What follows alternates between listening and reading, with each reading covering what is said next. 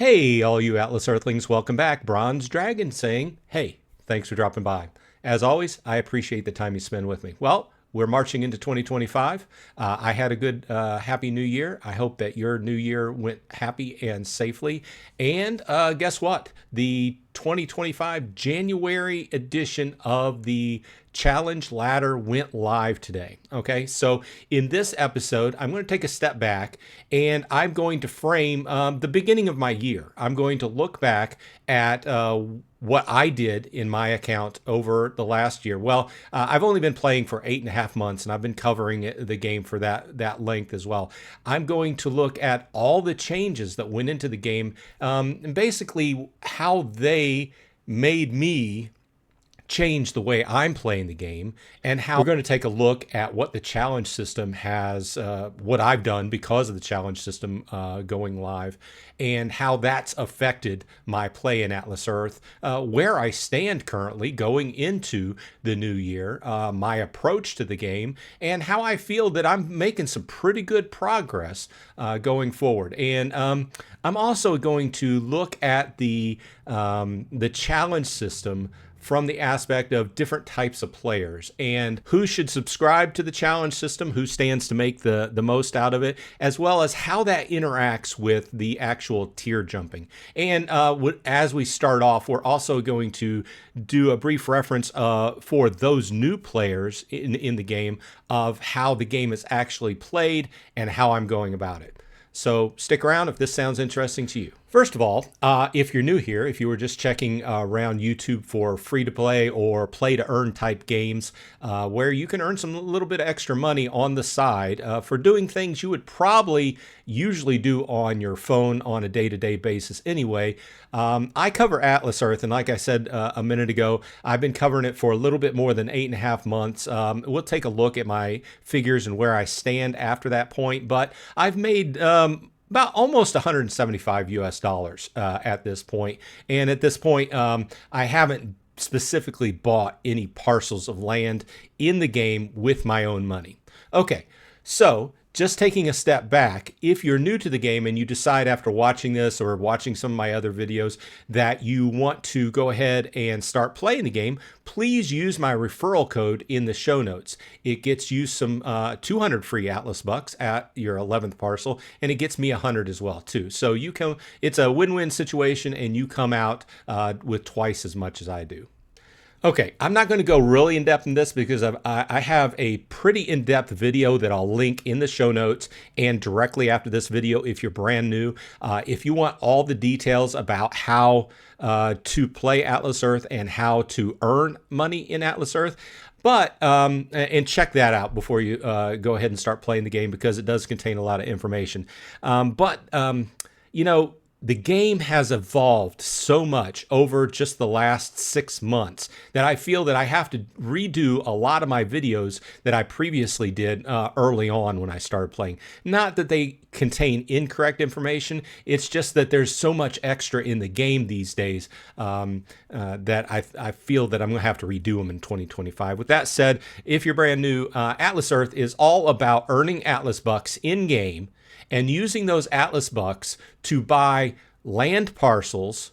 And the more land parcels you have and the higher rarity land parcels you end up by luck getting, the more rent you earn. And you can go ahead and you can earn these Atlas bucks by a variety of different tasks in the game. Playing arcade games, playing the mini games, doing surveys, using the AMP program if you're in the United States at your local sandwich shop. So there's a lot of different things you can do to earn these Atlas bucks that don't even really require spending money out of your own pocket. Can you do that? Of course you can. You can come out of your pocket and you can buy parcels to beef up the amount of land you have. And that is just the very basics, because once you start playing, it quickly occurs to you that the game gets more in depth strategy wise as you go along, because there's the possibility of picking up being a mayor in your area, which earns you more Atlas bucks. And I'm not going to dig into that deep because I've already got, like I said in that other video, but I just kind of wanted to frame this out for people that are relatively new to the game. Okay, moving forward. Whenever I first started, I did some research back last year, and for months I ended up playing with a standard strategy that I got off the Tasty Wallets website, and I always include the link to his article that he keeps up that has some really good playing strategies to it. If you're new, I would advise you to check that out. But I was following his basic strategy, which we've talked about tiers at certain level. If you go over amount of parcels, your boost level goes down. So it basically behooves you to pay attention to how many parcels you're buying and if you actually mean to do that. So there's a lot of strategy there, and we've talked about that. I'm not going into this deep during this video, but my main point is for months and months and months, I followed that. I saved up my Atlas bucks, I did my tier jumps, and everything was working out fine until the challenge ladder system went live last November. That forced me to completely rethink how I was doing everything. Okay, didn't just make me rethink how I was saving and tier jumping parcel wise, but also with badges and a few other things. So at that point, I decided, partially for the benefit of these type of videos, to give people some interesting videos to look at, but I decided to go ahead and jump in feet first and try out the new challenge system. I decided in my mind I was going to go ahead and go whole hog on the challenge system, do everything I could possibly do for several months, and see where it left me. And right up front, like I said, the first major thing that actually hit me was during the challenge system, there are 4 levels of buy parcels, which require you to buy varying number of parcels. And I think from the team's perspective, one of the points that they threw these in here, obviously it's the core of the game, right? But it also forces people to buy more parcels on a regular basis versus just saving up huge amounts of Atlas bucks and just putting them out all at once and buying a large amount to tier jump to bypass that whole loss of rent. They also make a little bit on you going over tier and reducing your rent there for a while. That's kind of in the back of my brain. I was really confronted with it because to go ahead and make my way through these challenges, it basically forced me to break tier. And I broke tier in November, and then I broke tier again in December. But the whole thought process of why I did that was I took a step back. I did the numbers, and I saw that by breaking tier, in the big picture of things, I'm losing a few cents a day. Okay, so we're not talking about huge volumes of money. Now, on the flip side, when you talk about what you can possibly earn out of that challenge system, it's a lot of Atlas bucks. It's in excess of 1,300 Atlas bucks if you're subscribed. Okay, so on top of that, you're earning, if you complete the full ladder, more than 1,300 Atlas bucks. You're getting a badge and you're getting a legendary parcel upgrade, which is worth a good deal of money in and of itself. Of course, you're talking about the $10 subscription fee, but we've talked about this in previous episodes where you're getting way more than your money's worth. Even considering that you have to break tier and lose a little bit for a short period of time. And this goes back to my me thinking about it. And instead of looking at it very with blinders on, like, if I break tier right now, I'm losing this much money, 5 cents per day for the next 2 weeks. Instead of looking at it like that, what I did was I took off the blinders and I looked at it from a big picture perspective. How is my account going to progress, not just over 2 weeks, but from month to month? And if you count the extra 1,300 plus Atlas bucks, I forget exactly how many it was, plus the legendary parcel upgrade and the extra badge that will help my account out, that really brings my account further forward, and it basically decreases the amount, that whole idea that I'm losing money. To give you an idea of what I'm talking about a little bit closer to home, these are my current figures on Atlas Earth Calculator. And if you're new to the game and you don't use Atlas Earth Calculator, once again, I include the link in my show notes. I don't make this. This is, I always like to attribute, this is Matt Smith's property, and he upkeeps it. So shout out to Matt for making this good tool. But if you go to this page and you insert your variables here, like how many parcels you have, of which rarity, how many badges you have. Actually, I have to bring this up because I'm at 33 badges now. Not that that makes a difference until the next tier, but I like to stay accurate. You can see that I'm sitting at 579. Okay, so this is mid tier. My next tier, I should be up at 625 if I wanted to be at my top tier. I'm right in the middle. I haven't even hit the break even point. So theoretically, I'm still losing a few cents a day on this. But at the last, it's kind of a little bit funny story. The buy 25 parcels challenge in December forced me to go over the tier by one. I didn't have miscounted, but it just didn't work out to where I could stay right at tier and not break it. So I had to go over by one. And then just recently, and then I bought a few extra on top of that. But today, since the new challenge system has started, which there are some big changes to that, I'll say, and we'll talk about here in a minute, I went down and I completed the first two tiers of buy parcels for January. And this has left me at 579 parcels. So that shows you, and just to give you an idea of what that's earning, it's on average of about $300 a day, a year. I wish $300 a day, or about 82 cents a day. So that's a big question a lot of people have. Hey, how many parcels would it take to make $1 a day? Well, I'm creeping up on $1 a day. I have 579 parcels, and I'm just a tad bit over average on legendary. I'm over average on commons, which obviously forces me under average on rare and epics. But my main point in this little section here is that at 82 cents a day, I'm doing a few cents a day better than what I was before I broke tier just about a week ago in December, right? So in my mind, I'm still moving ahead. I'm making good progress, and being able to pick up that 1,300 Atlas bucks in December, that's 13 extra parcels. Plus a legendary parcel upgrade. I have a legendary parcel upgrade from November to December. I have not chosen to put places to put those down, but when I do, those will help me out as well. So I guess my overall point is that my account is moving ahead, even though I did break tier, but I have chosen to subscribe to the challenge system. Now that leads me to the challenge system topic. Okay, so we've seen a massive reworking of the challenge system from November to December and now to January. And I want to point out a few things here. You can see that this first day of the month, I've been busy today. Of course, I had the day off, so I figured I might as well knock out some of these challenges, right? So you can see I'm almost up to 500. And I'll point out the biggest, in my mind, change for January is the fact that they knocked off a whole 1,000 points.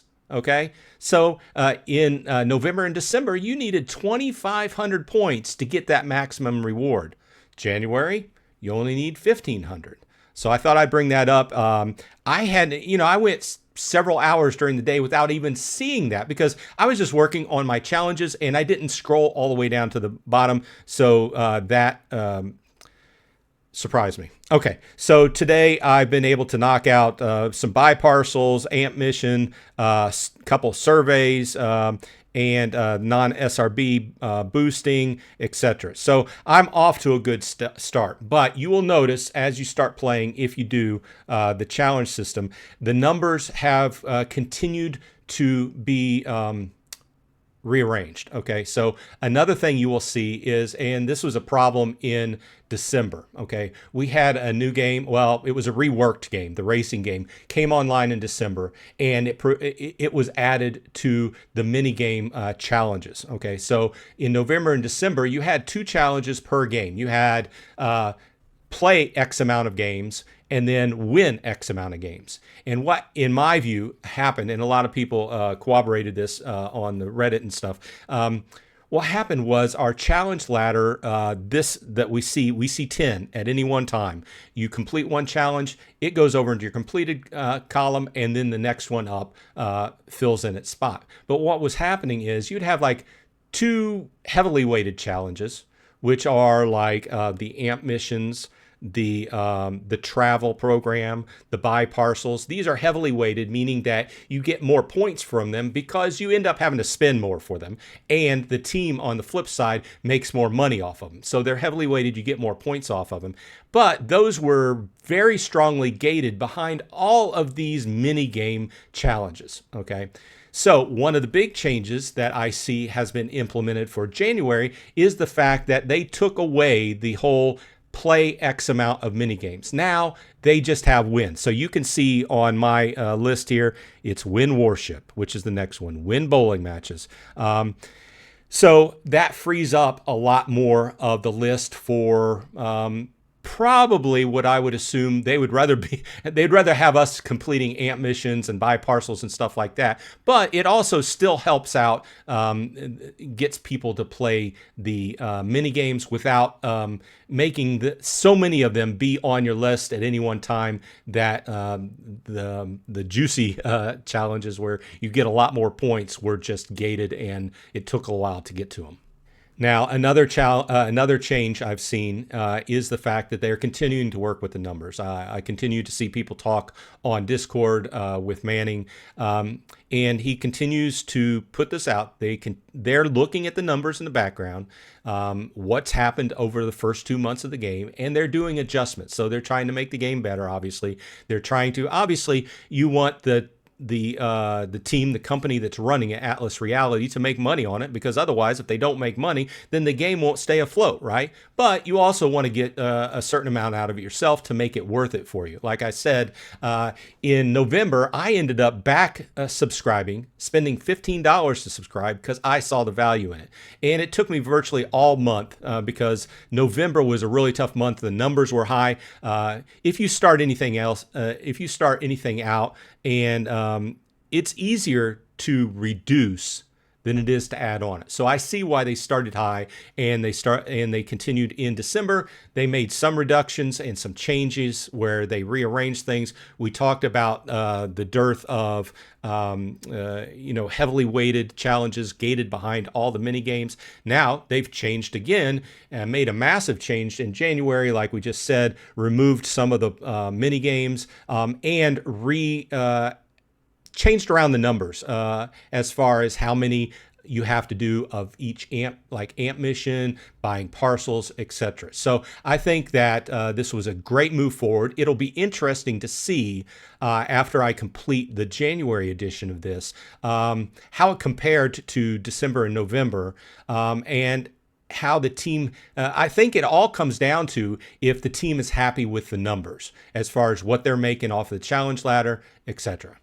Now, before we leave this topic, one thing I wanted to talk about was the value in the subscription. Okay, if you're just coming into the game, you can subscribe to the reward challenge ladder, and it's $9.99 a month. Okay, and that's if you forward subscribe. So if you go in and you subscribe to it for $9.99 a month, right now, your subscription will start next month. If you come in the very last day of the month or during the month at some point. So if I tried to subscribe to the challenge ladder on the last day of December or during January, it would cost me $14.99, but you can claim your back rewards. So if you marched all the way down the ladder free to play and you got to the end of the month, like I did in November, and decided that, hey, look at all those juicy rewards. It's worth $10. It's way worth $10 in my opinion, right?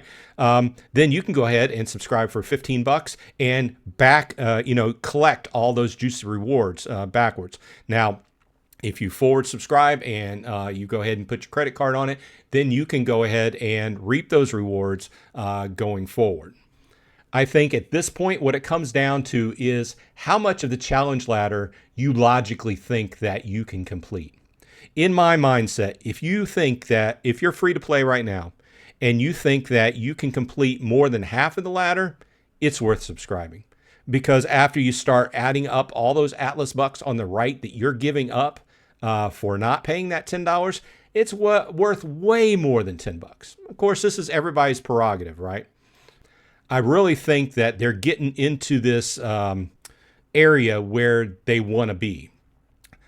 because this is a subscription. Their goal was to have a lesser priced subscription that was not the Explorers Club level, which is $49.99 a month, which still, to me, is the best option if you're going to actually put money and spend money on the game.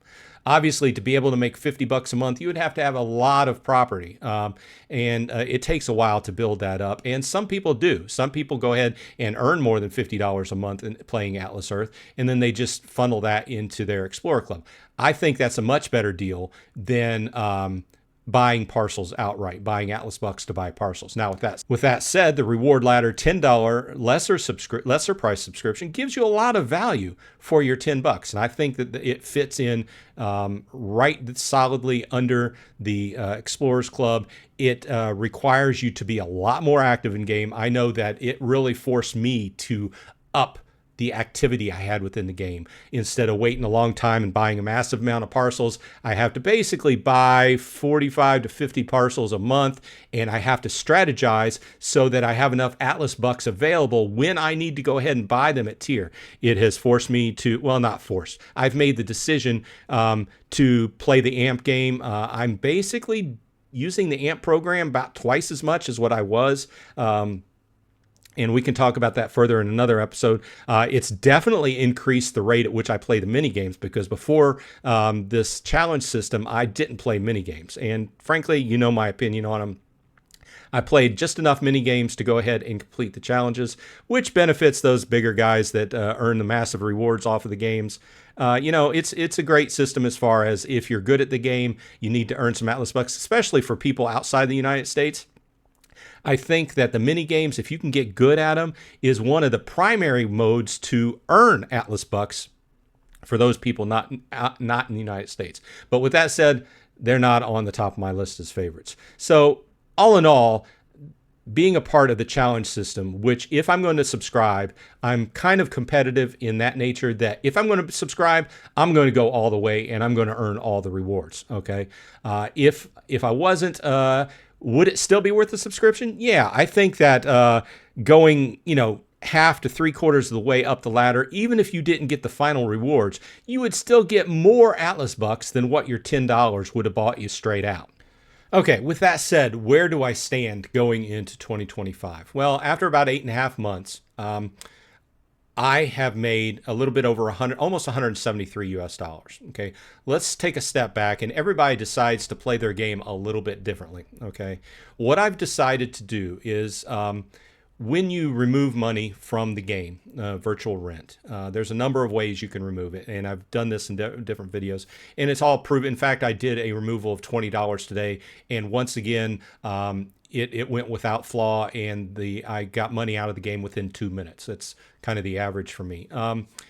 But with that said, we have to take a step back and look at, I stopped using the term free to play, okay, because it's different connotations to different people.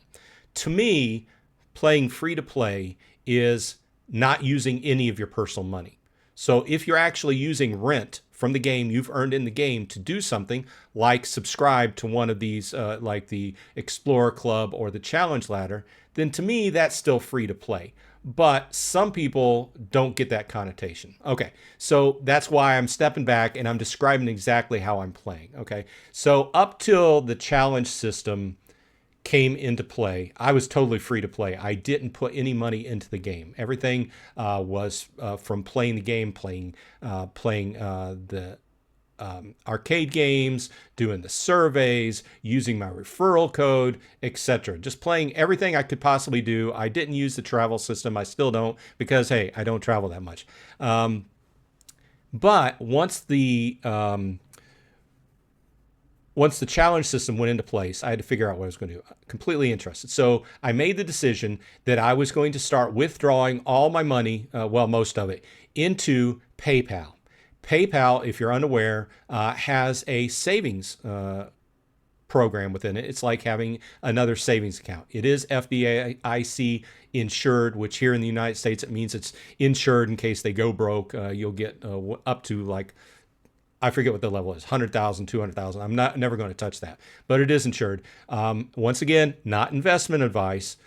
Do your own homework when it comes down to what you're going to do with your money. But you can see here that this savings gets 4.1% interest, which is even more than what my savings at my regular bank uses. So I decided to put my money from the game into PayPal and put it into the savings, okay? Which only takes a matter of minutes, right? And I'm drawing a little bit over 4% interest. Now, with that said, what happens whenever I do a subscription at the end of the month? Obviously, that has to be on my credit card. So what happens is I take and I remove the amount of the subscription from what I've earned from the game, which is here in the savings, and put it back into my account. So this keeps this accurate. Now, as of right now, I still have about $10 in game. I keep about $10 of rent in game in case I have to do a Atlas Buck conversion challenge, which come along. And I have not been doing the top 2 tiers, but the first 2 tiers, which only require a few bucks, I've been doing just to go ahead and advance my challenge system. So that's why I left 10 bucks in there. And I just removed the 10 bucks for January.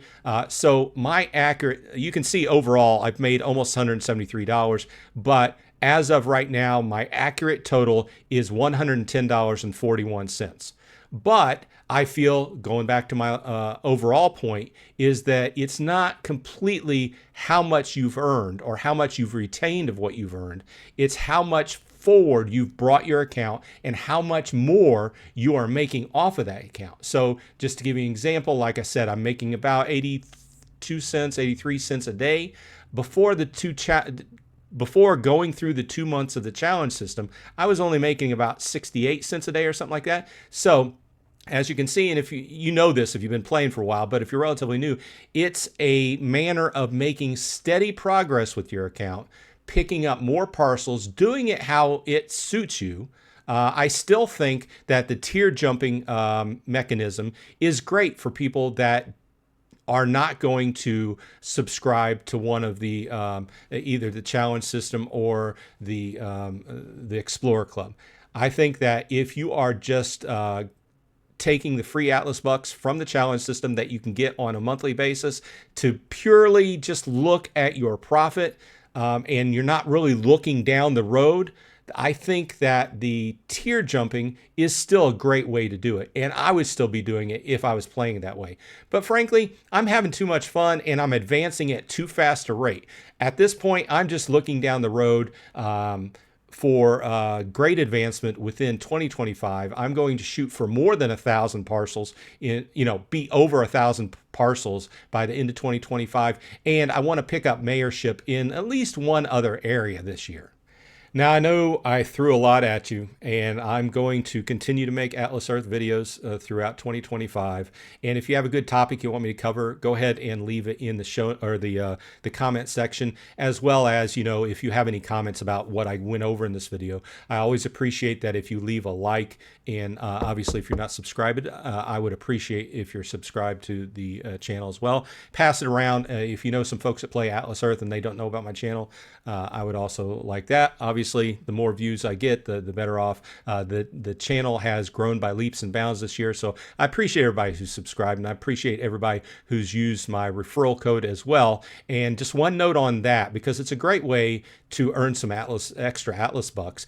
Put it out on your social media, send it out to your friends. But one big change that I have heard about recently from Manning, and he verified this in Discord, is the fact that the referral code used to only be good for 15 uses, and then it was defunct. Okay, now the referral codes there's no limit on it. So basically, you don't have to go in and keep changing your referral code. You can just continue to use the same referral code.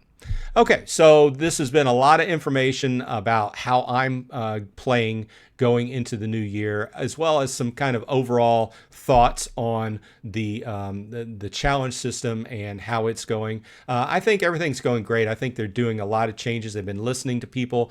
They've been looking at the numbers and making changes. I'm sure they're tweaking everything to where it meets the financial goals for the company, as well as trying to onboard as many people as they can with being members. So I'm looking forward to a great 2025 with all of the great new things that they have on the roadmap.